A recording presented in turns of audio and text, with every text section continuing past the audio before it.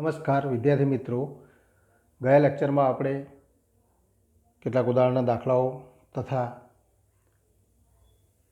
બે ધન સંખ્યાઓ માટે એનો સમગુણોત્તર મધ્યક કેવી રીતે મેળવી શકાય, એ ઉપરાંત તો બે ધન સંખ્યાઓ વચ્ચે n ધન સંખ્યાઓ આપણે મેળવી શકીએ કે જેથી આ સંખ્યાઓને ક્રમમાં લખતા મળતી શ્રેણી એ સમગુણોત્તર શ્રેણી થાય. તો એવી સંખ્યાઓ કેવી રીતે મેળવી શકાય એના માટેનું તો સૂત્ર પણ આપણે જોઈ ગયા. હવે તો એથી આગળ વધીએ તો કેટલાક તો ઉદાહરણના તો એક્ઝામ્પલ આપણે જોવાના બાકી છે, તો એ જોઈ લઈએ. ઉદાહરણ 13 આપણે જોઈ ગયા હતા. હવે ઉદાહરણ 15. તો ઉદાહરણ નંબર 15.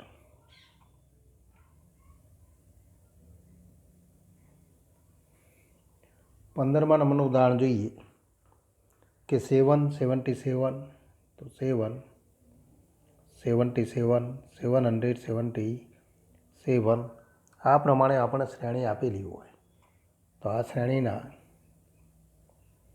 પ્રથમ n પદોનો સરવાળો શોધો.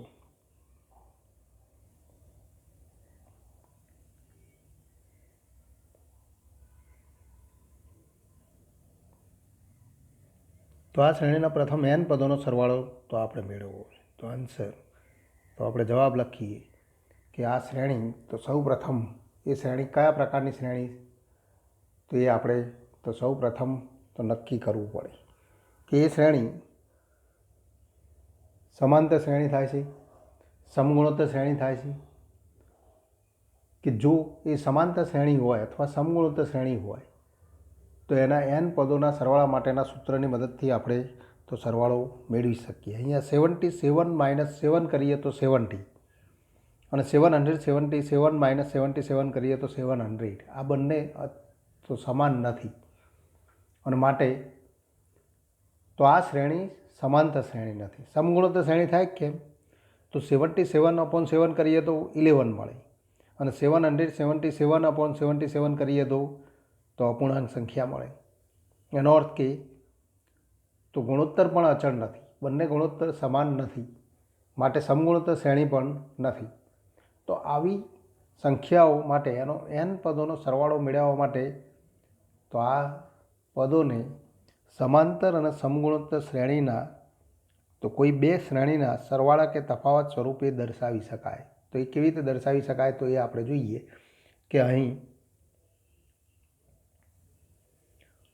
આપેલી શ્રેણીના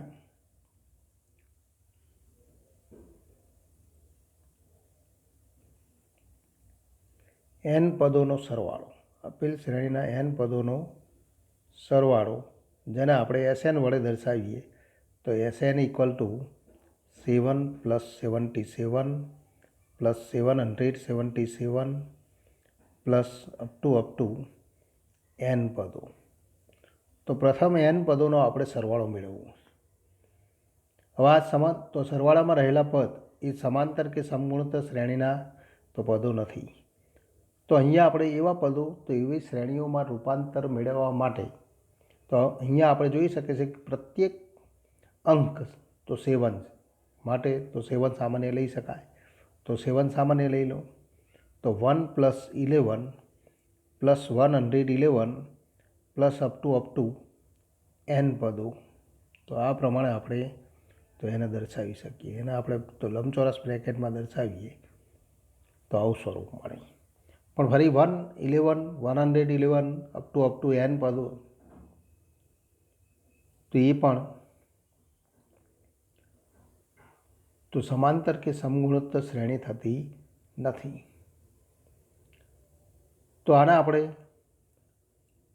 તો ફરી આપણે કહી શકીએ 1 10 + 1 ફરી 100 + 11 થાય માટે તો એવા સ્વરૂપમાં પણ લખી શકીએ નહીં. તો 9 વડે ગુણતા અને 9 વડે ભાગતા તો ઇક્વલ ટુ તો 7/9.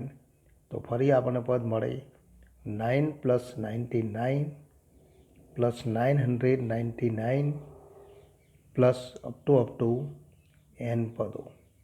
તો n પદોનો આ સ્વરૂપે આપણે દર્શાવી શકીએ. અને હવે આપણે જોઈ શકીએ છીએ કે 999 999 અપ ટુ તો એને આપણે તો સમાંતર અને સમગુણોત્તર શ્રેણીના સરવાળા સ્વરૂપે દર્શાવી શકીએ.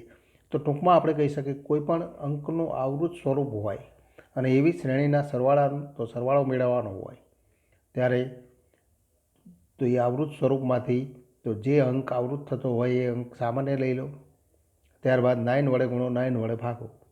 તો આ રીતનો આપણે ઉપયોગ કરીશું. ઇક્વલ ટુ તો 7/9. હવે આપણે લખી શકીએ 9 ઇક્વલ ટુ તો 10 - 1. તો 10 - 1 એને બે પદમાં લખી શકાય. પ્લસ 99 એટલે કે 100 - 1 તો 10 નો સ્ક્વેર -1. એ જ રીતે ત્રીજું પદ તો 1000 - 1 એટલે કે 10 નો ક્યુબ -1. તો આવા સ્વરૂપે આપણે લખી શકીએ અપ ટુ તો n પદો, n પદોનો સરવાળો. તો એ સ્વરૂપે લખીએ અને ઇક્વલ ટુ તો 7/9. ફરી તો આ બંને શ્રેણીમાં તો આ બંને પદમાં n પદો છે એ બે પદો. તો બે પદો ને તો એમાંથી પ્રથમ પદોને તો સાથે લઈએ તો આપણને આ સ્વરૂપ મળે 10 + 10 સ્ક્વેર પ્લસ અપ ટુ તો અંતિમ પદ તો 10 ની n ઘાત હશે. તો એક સ્વરૂપ આ મળે. માઇનસ ફરી માઇનસ ચિહ્ન સામાન્ય લઈએ તો બીજા પદો છે 1 + 1 + 1 ક્યાં સુધી તો n પદો. તો 1નો 1 સાથેનો તો n વખત સરવાળો અને ઇક્વલ ટુ તો ફરી આપણે કહી શકીએ પ્રથમ શ્રેણી તો આપણે જોઈ શકીએ છીએ કે તો એના ક્રમિક બે પદોનો ગુણોત્તર અચળ છે 10²/10 એટલે કે 10. ત્રીજું પદ 10³ હશે તો 10³/10 તો 10² એટલે કે 10. એનો અર્થ કે તો ગુણોત્તર તો r = 10. તો અહીં આપણે લખી શકીએ કે અહીંયા આપણે તો લખીશું કે અહીં a = 10 અને r = પણ તો 10. તો a અને r = 10 તો એ બંને તો સમાન હોવાથી આપણે ગણતરી કરી શકીએ માટે Sn = પ્રથમ શ્રેણી સમગુણોત્તર શ્રેણી જેનો પ્રથમ પદ તો 10 અને સામાન્ય ગુણોત્તર 10 હોય એવી સમગુણોત્તર શ્રેણી.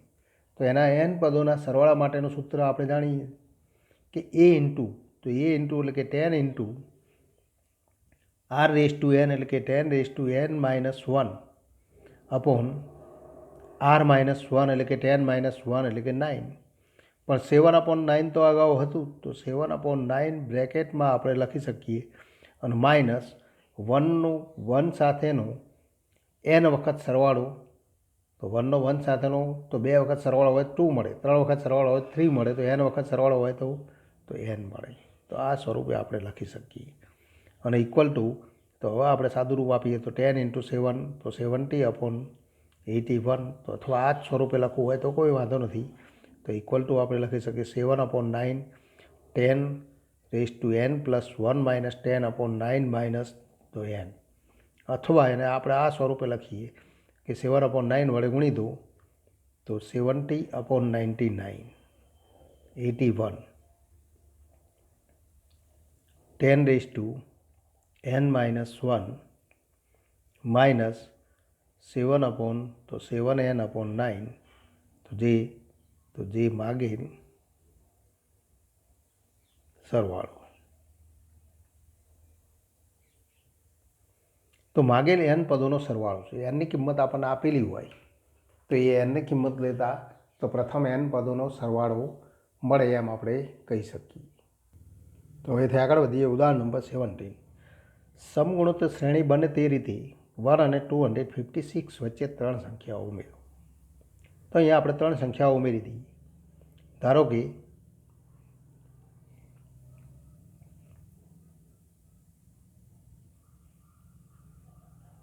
કે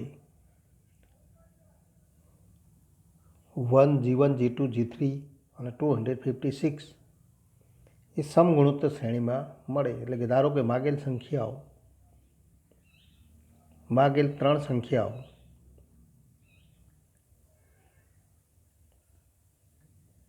G1, G2 અને G3 છે અને માટે આપણે લખી શકીએ 1 G1 G2 G3 અને 256 એ સમગુણોત્તર શ્રેણીમાં થાય.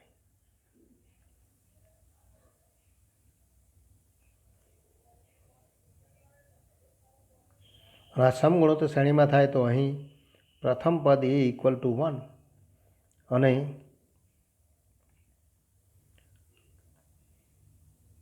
સામાન્ય ગુણોત્તર તો આર ધારો.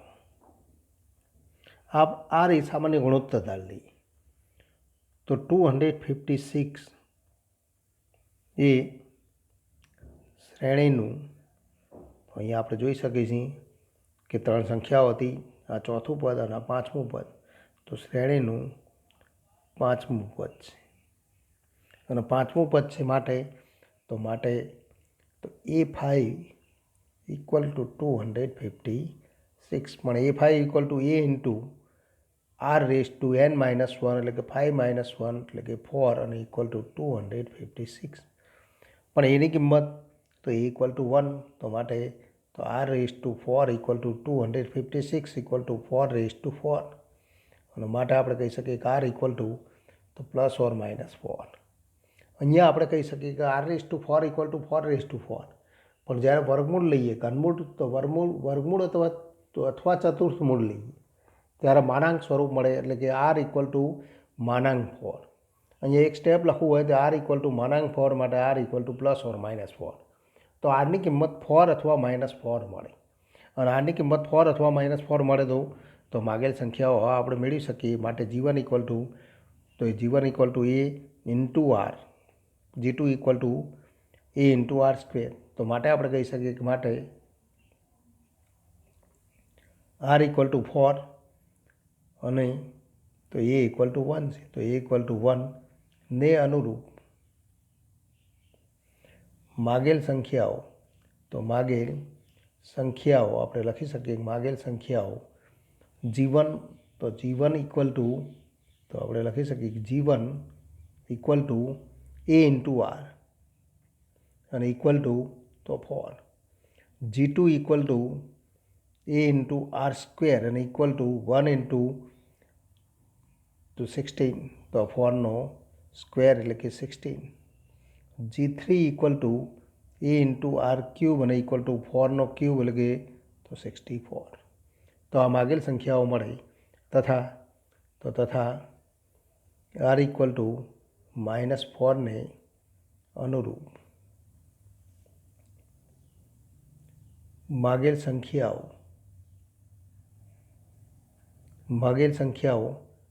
G1 ઇક્વલ ટુ તો A ઇન્ટુ આર અને equal to -4, G2 equal to તો A ઇન્ટુ આર સ્ક્વેર અને equal to 16, G3 equal to A into R cube અને equal to A equal to 1 અને આર ઇક્વલ ટુ -4 તો -64 તો આ પ્રમાણે આપણને ત્રણ સંખ્યાઓ મળે તો માટે આપણે કહી શકીએ માટે માગેલ ત્રણ સંખ્યાઓ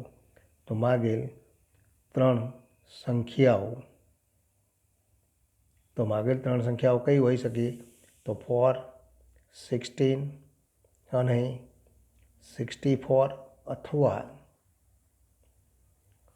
આપણે કહી શકીએ કે -4, 16 અને -64 તો મળે તો માગેલ સંખ્યાઓ આ હોય એમ આપણે કહી શકીએ. હવે એથી આગળ વધીએ તો બે ધન પૂર્ણાંક સંખ્યાઓ અથવા ધન સંખ્યાઓ તો ધન વાસ્તવિક સંખ્યાઓ માટે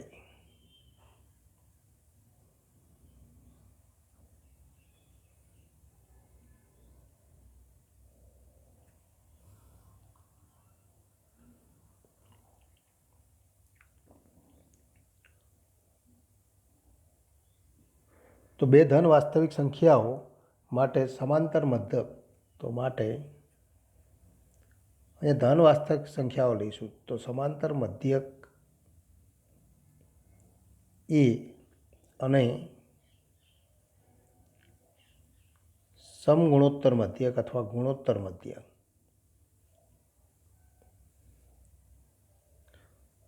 જી વચ્ચેનો સંબંધ.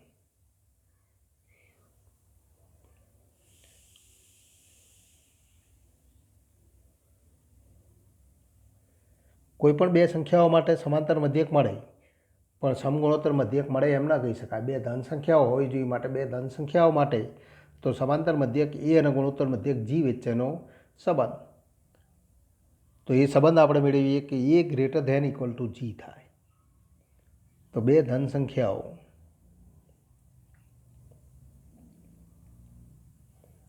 સ્મોલ એ અને બીનો સમાંતર મધ્યક કેપિટલ એ અને ગુણોત્તર મધ્યક અથવા સમગુણોત્તર મધ્યક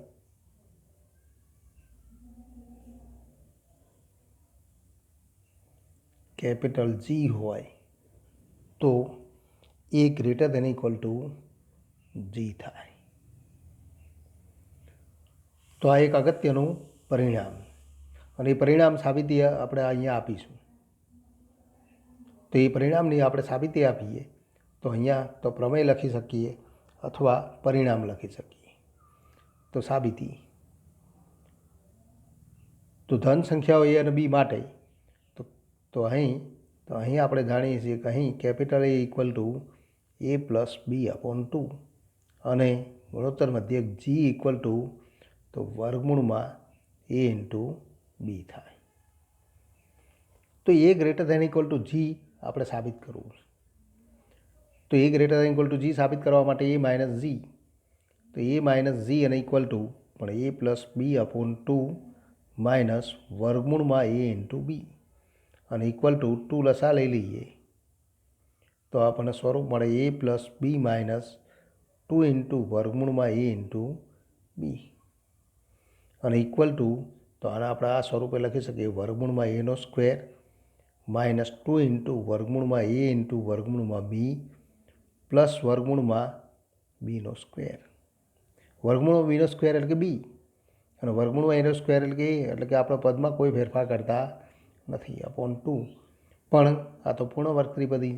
કયા પદનો વર્ગ છે તો વર્ગમૂળમાં એ માઇનસ વર્ગમૂળમાં બીનો વર્ગ અપોન 2. પરંતુ એ અને બી તો ધન વાસ્તવિક સંખ્યાઓ. તો એ અને બી ધન વાસ્તવિક સંખ્યાઓ છે માટે તો વર્ગમૂળમાં એ અને વર્ગમૂળમાં બી પણ ધન વાસ્તવિક સંખ્યાઓ થાય અને એનો તફાવત તો એ પણ વાસ્તવિક સંખ્યા થાય. એનો વર્ગ ગ્રેટર ધેન ઇક્વલ ટુ 0 થાય અને માટે આપણે લખી શકીએ ગ્રેટર ધેન ઇક્વલ ટુ 0. કારણ કે આપણે લખી શકીએ કારણ કે એ બી બિલોંગ્સ ટુ આર માટે તો વર્ગમૂળમાં એ માઇનસ વર્ગમૂળમાં બી પણ બિલોંગ્સ ટુ આર થાય અને ઇમ્પ્લાઇઝ તો વર્ગમૂળમાં એ માઇનસ વર્ગમૂળમાં બી એનો વર્ગ ગ્રેટર ધેન ઇક્વલ ટુ 0 થાય અને ઇમ્પ્લાઇઝ વર્ગમૂળમાં એ માઇનસ વર્ગમૂળમાં બી અપોન 2 તો આનો વર્ગ અપોન 2 તો એ પણ ગ્રેટર ધેન ઇક્વલ ટુ 0 થાય અને માટે તો એ greater than equal two G મળે. તો એ માઇનસ જી તો માટે આપણે લખી શકીએ એ માઇનસ જી તો ગ્રેટર ધેન ઇક્વલ ટુ 0 થાય. હવે તો જીને આ બાજુ લઈ જઈએ તો એ greater than equal two G થાય. જે તો ખૂબ અગત્યનું પરિણામ મળે કે કોઈપણ બે ધન સંખ્યાઓ માટે એનો સમાંતર મધ્યક અને સમગુણોત્તર મધ્યક મેળવવામાં આવે તો સમાંતર મધ્યક એ સમગુણોત્તર મધ્યક કરતાં મોટો થાય જ. તો આ એક અગત્યનું પરિણામ મળે. તો એથી આગળ વધીએ તો સ્વાધ્યાય 9.3 એક્ઝામ્પલ નંબર 1 સમગુણોત્તર શ્રેણી 5/2 5/4 5/8 અપ ટુનું 20મું પદ તથા nમું પદ મેળવો. અહીં તો આપણે શ્રેણી આપેલી છે અહીં તો એ ઇક્વલ ટુ તો 5/2 અને તો સમગુણોત્તર શ્રેણી છે માટે તો તથા આર ઇક્વલ ટુ તો A2/A1 અને ઇક્વલ ટુ 5/4/5/2 અને ઇક્વલ ટુ 5 કેન્સલ તો 2/4 તો ઇક્વલ ટુ 2/4 અને ઇક્વલ ટુ 1/2. અંશના પદો તો અંશમાં અંશનું પદ અને છેદમાં અંશનું પદ કેન્સલ કરી શકાય અને ઇક્વલ ટુ તો ફરી છેદનું પદ અંશમાં જાય અંશના છેદનું પદ છેદમાં જાય તો 2/4 એટલે કે 1/2 એટલે કે માટે r ઇક્વલ ટુ 1/2. અહીં આ ગણતરીમાં ભૂલ ન થાય એ ખાસ કાળજી રાખવી પડે કે પ્રથમ સ્ટેપમાં જો ભૂલ થાય તો 0 માર્ક થઈ જાય. એટલે સામાન્ય ગુણોત્તર r મેળવતી વખતે ખાસ કાળજી રાખવી પડે. અને માટે આપણે કહી શકીએ માટે શ્રેણીનું nમું પદ શ્રેણીનું nમું પદ an equal to a into r raise to n-1 અને માટે તો an ઇક્વલ ટુ એની કિંમત લખી દો તો 5/2 ઇન્ટુ r તો 1/2 રેઝ ટુ n-1 અને ઇક્વલ ટુ તો આપણે લખી શકીએ 5/2 રેઝ ટુ 1 અને 2 રેઝ ટુ n-1 તો 5/2 રેઝ ટુ n કારણ કે તો છેદમાં 2ની n-1 ઘાત અને 2ની 1 ઘાત તો એનો સરવાળો કરીએ તો સમાન આધારવાળા પદનો ગુણાકાર એ જ આધારે ઘાતાંકનો સરવાળો કરવાથી મળે તો n-1 અને 1 એનો સરવાળો n થાય તો આ આપણને કિંમત મળે. અને માટે શ્રેણીનું 20મું પદ તો માટે આપણે કહી શકીએ કે શ્રેણીનું 20મું પદ a20 અને ઇક્વલ ટુ તો a20 ઇક્વલ ટુ તો 5/2 રેઝ ટુ તો 20 તો 5/2 રેઝ ટુ 20 મળે એમ આપણે કહી શકીએ. માટે આપણે જવાબનું સ્વરૂપ લખીએ તો માટે આપણે કહી શકીએ તો શ્રેણીનું તો આપણે લખી શકીએ કે શ્રેણીનું 20મું પદ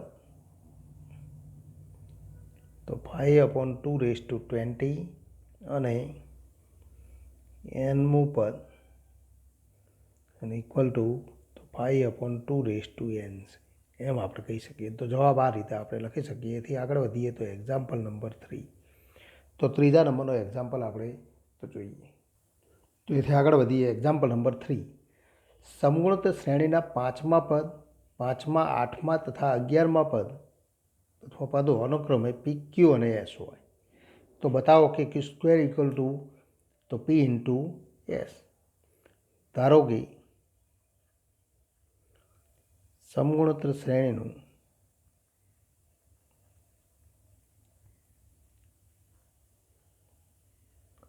તો પ્રથમ પદ એ અને સામાન્ય ગુણોત્તર r છે અને માટે તો a5 equal to P a8 equal to Q અને a11 અને ઇક્વલ ટુ એસ આપેલ. આ આપણને આપેલ તો આ કિંમત આપેલી હોય તો માટે આપણે કહી શકીએ પણ a5 equal to a into r raise to 4 equal to P a into r raise to 7 અને ઇક્વલ ટુ ક્યુ અને a into r raise to 10 equal to તો એસ. તો માટે તો આપણે સાબિત કરવું છે કે square equal to P into S તો પી ઇન્ટુ એસથી શરૂઆત કરો તો માટે પી ઇન્ટુ એસ અને ઇક્વલ ટુ તો a into r raise to 4 into a into r raise to 10 અને equal to a square into r raise to 14 અને equal to a into r raise to 7 એનો વર્ગ પણ a into r raise to 7 equal to તો ક્યુ તો equal to તો Q square અને માટે તો ક્યુ સ્ક્વેર ઇક્વલ ટુ તો પી ઇન્ટુ એસ સાબિત થાય તો ઇક્વલ ટુ પીએસ મળે જે આપણે તો સાબિત કરી શકીએ. તો એથી આગળ વધીએ એક્ઝામ્પલ નંબર 5 એમાં એ તો શ્રેણી 2 2√2 4/2નું કેટલામું પદ 729 થાય તો અહીં આપણે કહી શકીએ કે અહીં a ઇક્વલ ટુ 2 તથા બે ક્રમિક પદોનો ગુણોત્તર તથા તો a2/a1 અને ઇક્વલ ટુ 2√2/2 અને ઇક્વલ ટુ √2 તો a3/a2 અને ઇક્વલ ટુ 4/2 √2 અને ઇક્વલ ટુ પણ તો √2 મળે. અને માટે આપણે કહી શકીએ માટે તો આપેલ શ્રેણી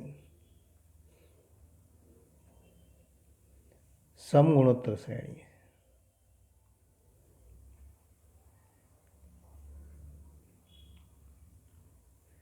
તો અહીંયા આપણે સૌ પ્રથમ શ્રેણીનો પ્રકાર નક્કી કરવો પડે, કારણ કે શ્રેણી આપણને આપેલી નથી કે સમગુણોત્તર શ્રેણી. તો શ્રેણી માટે તો પ્રથમ 3 પદોને આધારે આપણે શ્રેણીનો પ્રકાર નક્કી કરીશું. બીજું પદ અને પ્રથમ પદનો ગુણોત્તર અને ત્રીજા પદ અને બીજા પદનો ગુણોત્તર જો સમાન મળે તો એ તો સમગુણોત્તર શ્રેણી થાય. તથા આપણે કહી શકીએ તથા તો એ ઇક્વલ ટુ તો 2 અને તો આ સામાન્ય ગુણોત્તર આર ઇક્વલ ટુ કેટલું થાય તો જે ગુણોત્તર મળે એ √2, તો આર ઇક્વલ ટુ √2 લઈશું.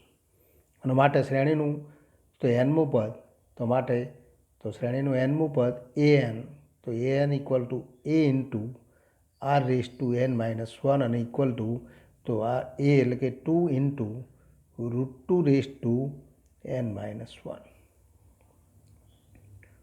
તો 2 ઇન્ટુ √2 રેઝ ટુ n-1 થાય. તો આવા સ્વરૂપે આપણે લખી શકીએ. અને માટે તો પરંતુ તો અહીંયા આપણે ગણતરી કરવી છે કેટલામું પદ 729 થાય. તો આપણે ધારી લઈએ, ધારો કે શ્રેણીનું એમમું પદ 729 અને માટે એ એમ ઇક્વલ ટુ 729. જો એનમું પદ લખો તો સીધું સરખાઈ દો તો પણ વાંધો નથી. તો માટે તો 2 ઇન્ટુ √2 રેઝ ટુ m-1 અને ઇક્વલ ટુ 729. તો આવું સ્વરૂપ મળે. અને આવું સ્વરૂપ મળે તો એમાંથી આપણે તો કેટલામું પદ થાય એ આપણે મેળવીશું. અહીંયા આપણે રકમમાં થોડો સુધારો કરવો પડશે, કારણ કે તો બીજી રકમનો આપણે પદ લખી દીધું છે તો 128 થાય છે. 129 નહીં પણ 128 થાય. તો આપણે સુધારો કરી દઈએ. કેટલામું પદ 128 થાય તો 128 લખીશું. તો આમાંથી આપણે કિંમત મેળવી. તો માટે તો ઇમ્પ્લાઇઝ આપણે લખી શકીએ 2 ઇન્ટુ √2 રેઝ ટુ m-1 અને ઇક્વલ ટુ અથવા √2 રેઝ ટુ m-1 2ને આપણે આ બાજુ લઈ જઈએ તો 128/2 એટલે કે 64. પણ 64 ઇક્વલ ટુ તો 2 રેઝ ટુ તો 6. તો 2 રેઝ ટુ 6 ઇક્વલ ટુ 64. તો √2ની કઈ ઘાત થાય તો √2ની તો 12 ઘાત આપણે લખી શકીએ. માટે તો બે રીતે ગણતરી કરી શકાય. 2 રેઝ ટુ m-1/2 અને ઇક્વલ ટુ 2 રેઝ ટુ 6 અને એમાંથી આપણે કિંમત મેળવી શકીએ. અથવા આપણે તો આ રીતે ગણતરી કરી શકીએ √2 રેઝ ટુ m-1 અને ઇક્વલ ટુ તો અહીંયા √2 લખીએ તો 1/2 તો 2ની 1/2 ઘાત તો ઘાતમાં આપણે 2 વડે ગુણીએ 2 વડે ભાગીએ તો 12 થાય. અને માટે આપણે લખી શકીએ ઇમ્પ્લાઇઝ તો m-1 ઇક્વલ ટુ તો m-1 ઇક્વલ ટુ 12. તો આધાર આપણે સરખા બનાવી દઈએ. અહીંયા 2ની 6 ઘાત તો 2 એ √2નો વર્ગ તો 12 ઘાત થઈ જાય. આના આપણે લખી શકીએ ઇક્વલ ટુ √2નો વર્ગ એની 6 ઘાત. તો ઘાતનો ઘાત ગુણાકારથી મળે માટે √2 રેઝ ટુ 12 થાય. તો માટે m-1 ઇક્વલ ટુ 12 તો માટે તો m ઇક્વલ ટુ તો 13. તો આ માગેલો જવાબ. અને માટે આપણે કહી શકીએ માટે તો અહીંયા 128 એ તો શ્રેણીનું 13મું પદ છે. તો શ્રેણીનું 13મું પદ છે એમ આપણે કહી શકીએ. તો હવેથી આગળ વધીએ. તો એક્ઝામ્પલ 5માં એક્ઝામ્પલ સી શ્રેણી 1/3 1/9 1/27નું કેટલામું પદ તો આ થાય. તો આન્સર આપણે લખી શકીએ કે અહીં શ્રેણી તો સમગુણોત્તર શ્રેણી. અહીં આપેલ શ્રેણી સમગુણોત્તર શ્રેણી.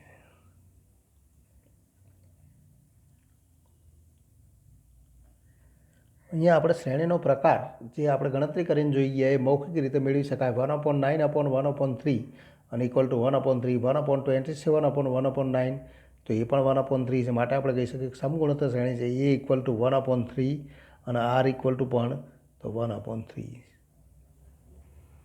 તેથી એ એન તો એનમું પદ તો તેથી આપણે લખી શકીએ કે શ્રેણીનું એનમું પદ A N equal to A into R raise to N minus one. અને માટે તો આપણે ધારી લઈએ, ધારો કે 1/19,683 એ શ્રેણીનું એનમું પદ છે.